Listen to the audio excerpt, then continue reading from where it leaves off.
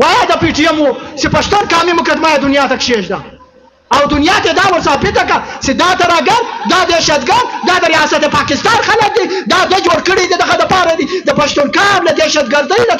ترهګرۍ سره یو تعلق نشته چې دی له جیله راخلاصه شي بیا دی د درې رنګه بیرغ راپورته کوي بیا دی د کاب خبره کوي نور پی ټي ایم ځوانان دغه دي مړ کړي سر قربانوي خو د ریاست خلاف خپله مبارزه نه پرېږدي دا د پی ټي ایم ځوانانو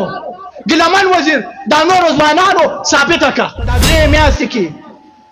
د پی ټي ایم را دې خواته تاسو څوک ولیدئ چې د پښتانه خبره یې وکړه چې په پښتون وطن یې کوم اور لګولی د یو چا ژامه تر غوږه سوی یو چا د پښتانه مقدمه وجنګوله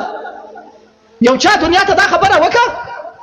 چې زه په چشم کړم تا خالي په خپل مزغو کې تاسو یو تصور جوړ کړئ چې یو ژوندی انسان یې په دا درخته پورې تړلی او دا پاکستانی پوځ په هغه باندې سپي ورلکي او په سپي باندې دا ځوان خوري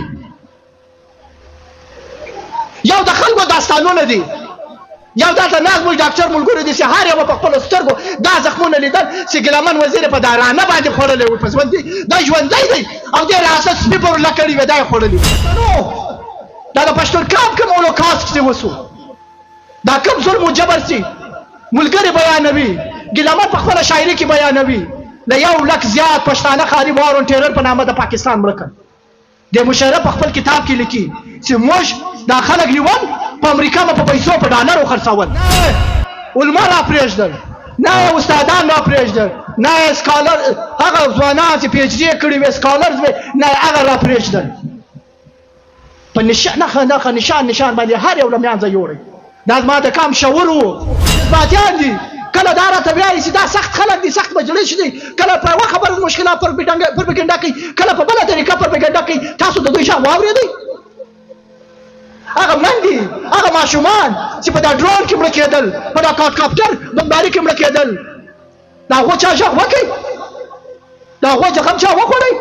هېچا نه وخوړئ د هغه غم